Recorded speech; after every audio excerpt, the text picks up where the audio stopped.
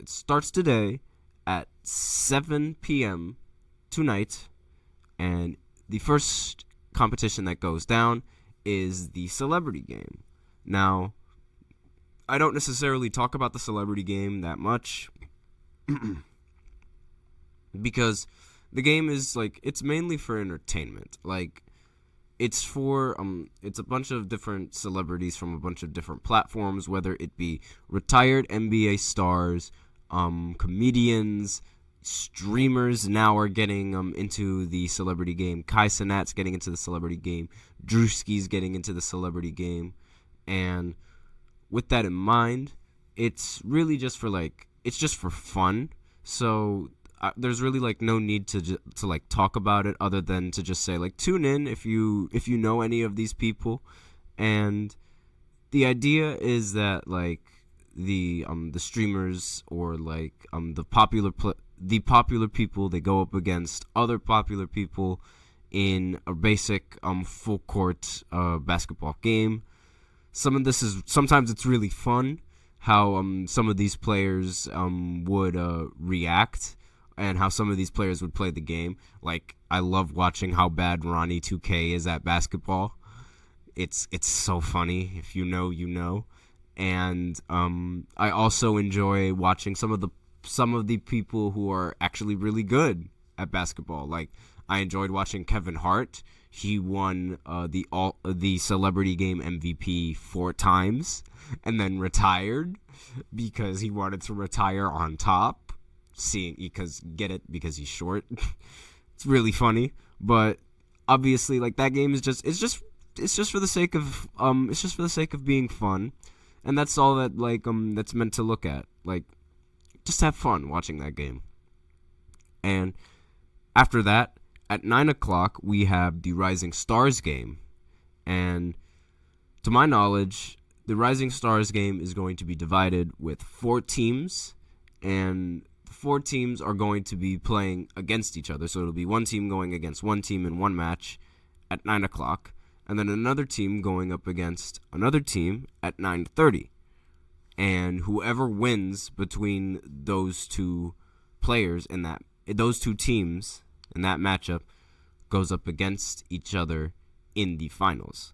So the teams are going to be listed as such. We have Team Pau. His team is consistent of Bilal Koulibaly.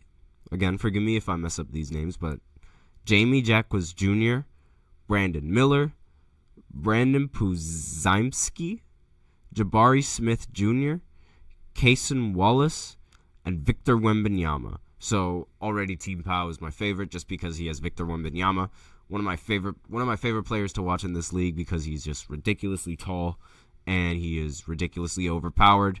He is great on both sides of the ball, both offense and defense. Given his height, he can shoot over any defender he wants, and he could also block anybody that's trying to attack the rim. Great presence around the rim. Great best player, one of the best players in the league in my personal opinion. Obviously, he's one of my favorites, and he's the best, one of the best. Team Tamika has Paolo Banchero, Dyson Daniels, Jalen Duren, Keontae George, Scoot Henderson, Jaden Ivey, Keegan Murray, and Vince Wallace Jr. So Paolo Banchero, obviously one of the better players in the Rising Stars competition. He's also an All-Star, so he's playing in 2 competitions now. I mean, I'm not a really big fan of Paolo Banchero. That's my personal opinion. I mean, you don't really see him that much in a lot of these games because his games for some reason aren't really televised, so I don't really have much of an option to watch his games, as there are other games being televised over his.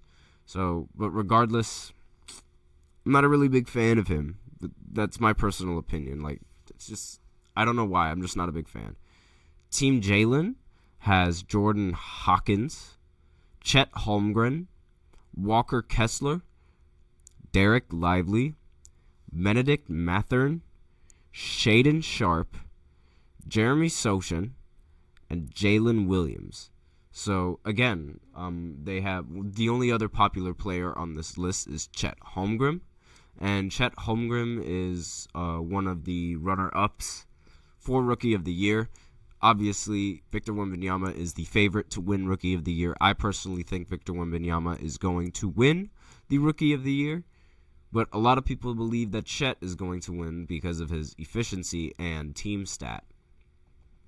I personally don't think Chet has enough argument to Victor Wembanyama in the fact that Victor leads every single rookie in practically every single stat except for assists. And that is astonishing, given how he leads in points, he leads in rebounds, he leads in steals, he leads in blocks, and he leads in the averages of those stats and in the counting stats as well. The counting stats, he is like 20 stats above in almost every single category, and that is impressive. So with that in mind, I don't think there's really any argument for Victor not being the Rookie of the Year. But next we have Team Detlef with a lot of G League players. Izan Almanza, Mataz Buzelis, Ron Holland II, Tyler Smith, all in the G League, Mac McClung, Oscar Tishibwe, again, forgive me if I mess up that name, and Alondis Williams, pardon me. I don't understand why G League players are allowed to participate in this, but I mean, I will say it is cool to bring attention to some of these players that are good and that are in a league that is below the NBA. They're trying to make a name for himself. So it's a great thing. It's a great move by the NBA, in my personal opinion, and this makes me want to watch. It makes me want to watch the games a little bit more now, just to see how good some of these G League players really are. And it's a pretty nice format that the Rising Stars game has going on for it, a 4v4 tournament. Really like that format. Wish they could do the same thing for the All-Star game, but I digress with that. I like the idea of the Rising Stars being divided into different teams, and I really feel like the All-Star game should do that as well, but they don't really do that. They want to go back to East versus West, so I guess that's the format that we're sticking with for now. And it sounds like this competition with the Rising Stars, it sounds like it could be very entertaining and very competitive. It could end up being both because of how the format is structured. And that's the only competitions that are going to be going on today on Friday. And we also have competitions going on Saturday. That begins with the Skills Challenge. That will take place at 8 o'clock as the first event that will be going down. And the next event afterwards will be the 3-point contest. And after that 3-point contest, there will also be a special 3-point contest where Steph Curry goes against Sabrina Ionescu. And after that contest, there will also be a slam dunk competition directly after that. So we already went over most of the competitions, but we didn't go over who is going to be participating in the Skills Challenge. So the Skills Challenge is divided into 3 teams. Again, they love to divide it into 3 teams, it looks like. Jarrett Allen, Darius Garland, and Evan Mobley are on one team. They're the Cavaliers. That's one team. The Antetokounmpo brothers, they're all on the same team as well. So Giannis, Thanasis, and Kostas, they're all on one team. And Scotty Barnes, Cade Cunningham, and Josh Giddey on one team. So all 3 players, they work together to try to win the skills competition, where it's a mixture of passing, it's a mixture of making layups, it's a mixture of making threes. It's a combination of all of these different skills. Now, Skills Challenge, it's not really it's not really my favorite thing to watch when going into the All-Star Weekend. That's my personal opinion. Pardon me for that. But it's not my favorite thing to watch. Like, the skills challenge, it's there, but I mean, the team, it gets a little boring. Like, I mean, the competition is usually the same thing every single time, and now it's just divided into teams. Like, the real competition that I really like watching and tuning in for is the three-point contest. That competition, that is one of the most competitive competitions in the NBA right now, and we have a very, very special matchup after the regular three-point competition, which is Steph Curry going against Sabrina. So I'm definitely going to be tuning in to the three-point competition just because I want to see who wins, and I also want to tune in to Steph Curry versus Sabrina because, again, I've said this previously on my podcast, but this is going to be the very first time that we see an NBA player go up against a WNBA player in a competition of any kind. So, obviously, Sabrina is no pushover whatsoever. She broke the three-point competition record, and Steph Curry is widely regarded as the best three-point shooter known to man. So, with that in mind, this competition, like, it's going to draw in a lot of viewers, and I have a feeling this is going to be one of the most watched competitions ever in NBA history, simply because of this game. And it's scheduled to happen directly after the three-point contest, so don't turn off your TVs after that just because you think the dunk contest is happening, because it's not.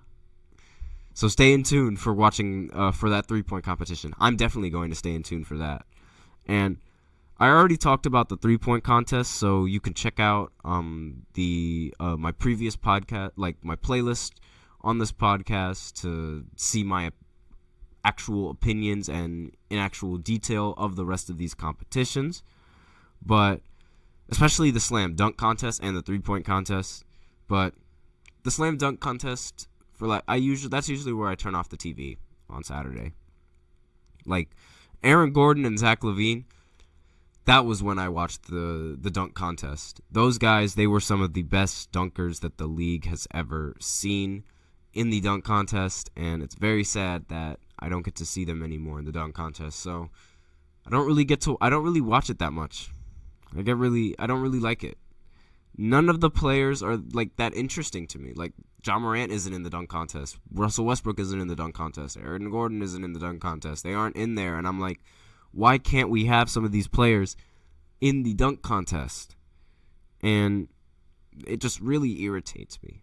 But I completely digress. On Sunday at 3, there is a G League Up Next game. So it's another competition between G League players. I'm not really going to spend much time on it other than saying tune in, see like some of the talent that the rest of the G League has to offer. I'm not really going to watch this game, but it's like another Rising Stars game for the G League players. And the main attraction to the All-Star Weekend that I'm really going to talk about for Sunday is the All-Star game.